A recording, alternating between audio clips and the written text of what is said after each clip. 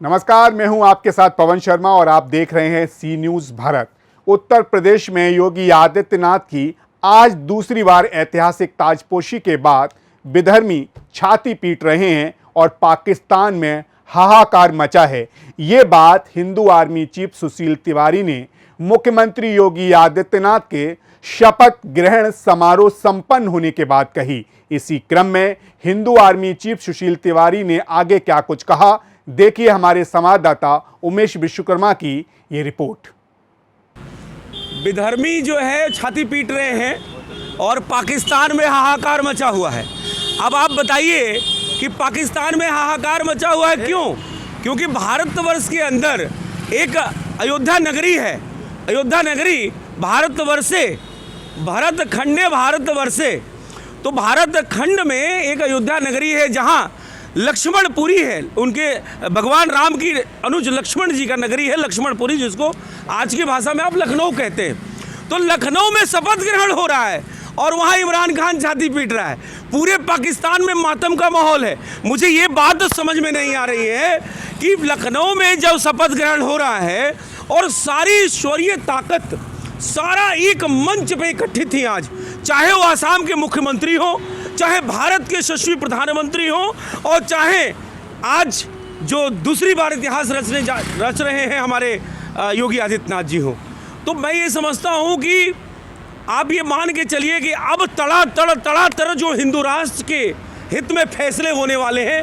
आज जो मंच पे दिख रहा था वो अभी लड़ाई जारी है। हिंदू राष्ट्र ऐसे थोड़ा ना बन जाएगा। अभी 2024 में मैं ये मान के चलिए कि आज का जो मंच आपने देखा, जो 25-50 लोगों ने शपथ लिया, तो ये मान के चलिए वो चाहे दयाशंकर सिंह हो या ब्रजेश पाठक जी हो और चाहे जितने भी मंत्रीगण बने हों या स्वामी केशव प्रसाद मौर्य जी को दोबारा पुनः जो उप मुख्यमंत्री पद दिया गया, तो मैं ये समझता हूँ कि 2024 की एक बेहतरीन रणनीति चल रही है। और आपने अभी देखा कि पुष्कर धामी ने एक दिन शपथ लिया हुआ और जो सिविल कॉमन एक्ट है उसको उन्होंने वहाँ पे लागू भी कर दिया।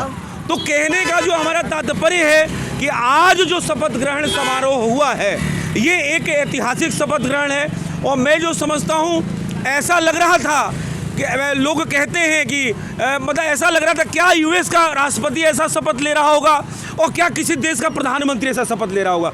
इतना भव्य समारोह मैं समझता हूं कि पूरे विश्व के किसी राष्ट्रपति में भी ऐसा नहीं हुआ होगा। या तो भारत के प्रधानमंत्री में हुआ था 2014 में और या तो आज 2022 में। तो ये मैं जो समझता हूँ, जो मैं देख पा रहा हूँ, हम हिंदू राष्ट्र और राम राज्य की तरफ जो एक पॉलिसी बन के चल रही है, जिस तरह से हिंदू मतलब जाग रहा है और जिस तरीके से समर्थन दे रहा है, विधर्मियों के अधर्म फैलाने के बावजूद धर्म का उदय हो रहा है। और जो योगी आदित्यनाथ हैं, जैसे पुष्कर धामी ने एक दिन शपथ लिया और दूसरे दिन उन्होंने सिविल कॉमन एक्ट को लागू कर दिया। सिविल कॉमन एक्ट लागू होने के बाद आप ऐसे मान लीजिए कि जो राम राज्य की आप कल्पना कर रहे हैं वो आ जाएगा। मेरा जो अपना मानना है कि आज जितने भी मंत्रियों ने शपथ लिया है, हम लोग तो लाइव देख के आ रहे हैं, हम लोग तो उस शपथ में शामिल हुए थे, हमारी पूरी हिंदू आर्मी की टीम शामिल हुई थी। लेकिन आपको एक बात बता दें कि इस पूरे लाइव टेलीकास्ट को विश्व देख रहा है।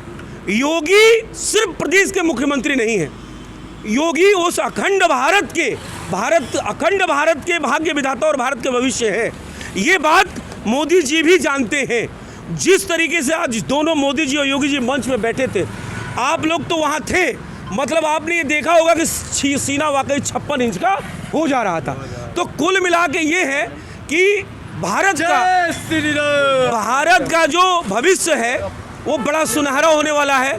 मैं समझता हूँ जो अगली ये सदी है और अगले 50 साल में जो हम राम राज्य की कल्पना कर रहे हैं वो पूर्णतः भ्रष्टाचार मुक्त होगा, देश विधर्मियों से मुक्त होगा, हिंदू राष्ट्र बन चुका होगा, आधुनिकीकरण हो चुका होगा। आप समझिएगा, पूरे विश्व ने प्रधानमंत्री मोदी जी को जब वो मुख्यमंत्री थे गुजरात के अंदर, तो ये कह के चढ़ाया कि हम वीज़ा नहीं देंगे। लेकिन आज आज आप देखेंगे तो जिस तरीके से भारत का आधुनिकीकरण हुआ है, जहां आप स्टेडियम में शपथ लिया गया, जहां लाखों लोग साक्षी थे, तो मैं ये समझता हूं कि ये विकास जो आप देख रहे हैं पूरे, चाहे वो लखनऊ हो, चाहे गुजरात हो, चाहे केरला हो, चाहे पश्चिम बंगाल, मतलब जितने भी, पश्चिम बंगाल में तो विधर्मी की सरकार है, लेकिन जो केंद्र से जो फंडिंग होती है, चाहे नेशनल हाईवे की हो या केंद्र से जितनी योजनाएं हैं, उसमें बेहतरीन काम हो रहा है। भारतीय जनता पार्टी को लोग ये जानते हैं कि सिर्फ हिंदुत्व हित में काम करती है, राष्ट्रवाद में काम करती है, नहीं, राष्ट्रवाद के साथ, हिंदुत्ववाद के साथ, राम राज्य के साथ और एक बेहतर परिकल्पना के साथ मैं समझता हूं कि भारतीय जनता पार्टी और यशस्वी प्रधानमंत्री और इनके जो यशस्वी मंत्रिमंडल है, टीम है, योगी आदित्यनाथ जैसे ईश्वरीय अवतार में मैं कह दूं आपको, योगी मोदी को ईश्वरीय अवतार हिंदू आर्मी कहती भी है, तो मैं ये समझता हूं कि आपने देखा होगा विकास के लिए जाने जाते हैं, तो विकास का एक की चाबी और एक चाबी आपको हिंदुत्व की, जो राष्ट्रवाद की चाबी है। ऐसा नहीं है कि इस देश में योगी मोदी, जब मोदी जी 2014 में आए तो लोगों ने कहा पता नहीं मुसलमानों का क्या हो जाएगा। मुसलमान हो या हिंदू हो, हाँ, या किसी जात और पंथ के हो, सब सुरक्षित हैं, सभी को सुविधाएं हर योजनाओं की मिल रही है, हर आदमी उत्साहित है। अगर उत्साहित ना हो तो ये 19 साल बाद एक इतिहास रचा गया कि कोई मुख्यमंत्री दोबारा उत्तर प्रदेश में बना नहीं, तो आज तक इतिहास रचा नहीं गया था कि कोई रिपीट करता था। तो कुल मिला के मैं समझता हूँ कि भारतीय जनता पार्टी राष्ट्रवाद के लिए तो जानी ही जाती है। अखंड भारत की जो हमारी महाकल्पना है उसको तो हम पूरा करेंगे ही करेंगे, हिंदू राष्ट्र की महाकल्पना को पूर्ण करेंगे, और हिंदू राष्ट्र तभी बनेगा जब यहाँ जनसंख्या नियंत्रण होगा। और इन मुद्दों पे हमारे जो नेतृत्व है, चाहे मुख्यमंत्री योगी जी हो, जितने भी उत्तराखंड के मुख्यमंत्री हों जिन्होंने भी अभी शपथ लिया, तो ये मान के चलिए सभी जनसंख्या नियंत्रण नीति में बात कर रहे हैं और स्टेप लेने जा रहे हैं। तो मैं समझता हूँ योगी जी पिछले कार्यकाल में ये उन्होंने एक प्रस्तावित कर दिया था, तो जनसंख्या नियंत्रण नीति लाने की ज़रूरत है और इस पर बात करने की ज़रूरत है। मैं आपको अपने अभी इस संबोधन में एक बात बता दूं, बड़ा उत्साहित हूं, लेकिन आपके चैनल के माध्यम से मैं फिर कह देता हूं कि इस देश की सबसे बड़ी जो समस्या है वो समस्या जनसंख्या नियंत्रण है। जनसंख्या पे नियंत्रण अगर लग गया तो जो हम अखंड भारत बनाने की और वापस पाने की जो कल्पना कर रहे, जो अफगानिस्तान में हमारा था और पश्चिम बंगाल जो बांग्लादेश भी हमारा था, अफगानिस्तान भी हमारा था, सारे हमारे थे, ये अखंड भारत के हिस्सा थे। तो मेरा मानना ये है कि जो अखंड भारत की अगर आपको कल्पना को परिपूर्ण करना है तो आपको योगी मोदी का साथ धैर्य के साथ देना पड़ेगा। अब रही बात बंगाल में जो मुमताज़ बानो कर रही है, वह हिंदुओं को जलवा दे रही है, तो मैं ये समझता हूँ कि प्रधानमंत्री जी अभी चुनावों से और चीज़ों में ज़रूर व्यस्त है, लेकिन उनकी टीम उस पर एक्शन लेने की तैयारी कर रही है।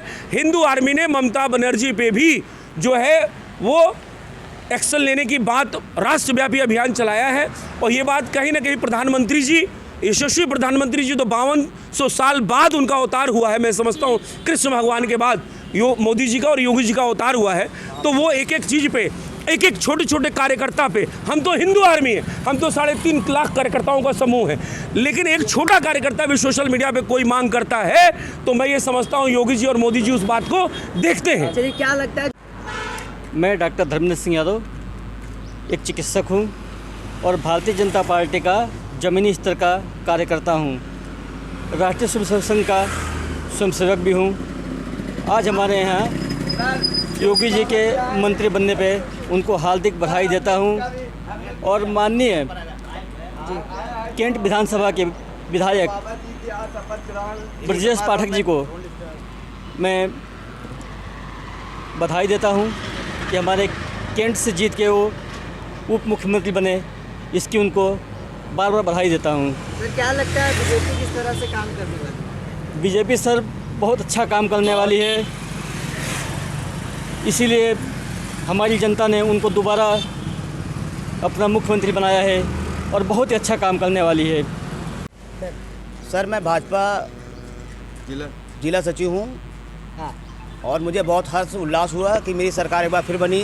हर गरीब के साथ राशन अच्छा व्यवहार किया जा रहा है सर, और बहुत ही अच्छा सम्मान किया जा रहा है। हर एक धर्म के साथ उन्होंने अच्छा व्यवहार किया है। और मैं चाहता हूँ भविष्य में बाबा जी ने भविष्य में इतना अच्छा काम किया है, वो युगों तक इनका इतिहास में नाम अमर रह गया। तो आज शपथ से बड़े खुश हैं आप? जी मैं बहुत ही खुश हूँ। उससे ज़्यादा खुश हैं कि ब्रजेश पाठक जी उप मुख्यमंत्री बनाए गए हैं। उनको स्वागत एवं अभिनंदन और हार्दिक स्वागत है। बाकी बाबा जी की जय हो, जय श्री क्या राम। लगता है इस बार सरकार अच्छा काम करने वाली है? हाँ। बिल्कुल करेगी, इसीलिए उन्होंने दोबारा सारे वादे पूरे किए हैं। क्यों आया, क्योंकि वो काम करेंगे, काम कर रहे उन्होंने जो हैं, भी इसलिए 5 साल में सरकार वादा जनता ने पूरे किए, मौका उन्होंने दिया। आज जो वादा किया उन्होंने पूरा किया, इसलिए जनता ने दोबारा मौका दिया। और जय श्री राम, जय भीम, भारत माता की जय हो। हिंदू आर्मी चीफ की बात सुनकर आपको लगाया होगा कि हिंदूवादी नेताओं में कितनी खुशी का माहौल है। क्यों ना हो, क्योंकि इस बार उन्हें मुख्यमंत्री मिला है एक ऐसा नेता जिसकी पहचान है हिंदूवादी नेता की। फिलहाल के लिए इतना ही। देश दुनिया की तमाम खबरों के लिए बने रहिए सी न्यूज़ भारत के साथ। हर खबर आपके साथ, आपके हाथ।